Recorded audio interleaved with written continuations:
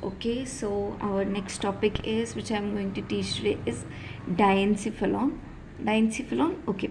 Diencephalon, they can ask what are the derivatives of diencephalon. So you need to write thalamus, metathalamus, epithalamus as a one marker. It has been asked.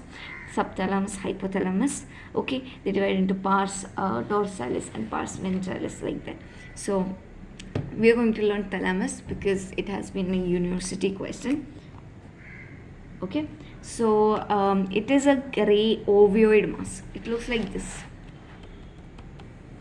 Okay, this is the gray ovoid mass, and it is connected to each other by interthalamic connexus or interthalamic adhesion, and it is the main relay center for all afferents and efferents going to cerebral cortex. Now external features, as you see, you can see an anterior end and you can see a posterior end. So the anterior end, it consists of the anterior nucleus, so that consists of the anterior tubercle of thalamus. The posterior end consists of overhanging like medial geniculate body and lateral geniculate body, and it is broad and consists of pulvina. So external features: anterior end, it is narrow and consists of tubercle of thalamus.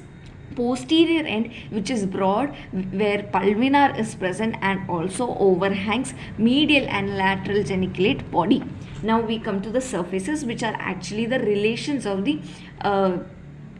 of our structure, which is, what is our structure? Thalamus. So these two are the thalamus. This is the third ventricle, stela choroidea. This is corpus callosum, and this is cingulate gyrus, which you need not know. This is here, this is fornix. Okay, and this is thalamus, this is internal capsule, and this is basal ganglia. I've written in basal ganglia, but it is actually putamen and globus palatus, not complete basal ganglia, which you will learn in my next further videos. And here, this is subthalamus, this is red nucleus, this is substantia nigra. Even if you won't get time to label all of this, so at least label the ones which you are learning and which you need to write also, because just by drawing you will not get marks. You need to write and draw. So make sure you draw effectively, as in you draw and properly it should be well marked, and it should look neat, and you should also write as in the main points should be there. That is how you attempt the paper. Now the superior surface. So this is the superior surface. Here lies the central part of the lateral ventricle. So laterally lies the central part of lateral ventricle, and medially lies the third ventricle, tela choroidea. And then lateral boundary, so that is the superior surface or the superior relation of thalamus. Now the lateral boundary is formed by internal capsule, the medial boundary is formed by third ventricle, and the inferior surface. So this is the superior surface, this was the lateral, this was the medial surface. Inferior surface is formed by subthalamus. So you need to write that and draw and label this, but when you are writing it, write it more neatly, like the inferior surface is continuous with subthalamus, medial surface is continuous with the third ventricle, lateral surface is third ventricle, lateral wall of third ventricle, lateral surface is continuous with internal capsule. Write it in sentence so that you will have a long essay, it will look long. That's all. Structure we are going to learn internal structure. So we have learned the external features, now we are going to learn the internal structure. It mainly consists of gray matters. White matters, two white matters you need to learn. One is extramedullary lamina and internal medullary lamina. Okay, extramedullary lamina and internal medullary lamina. External,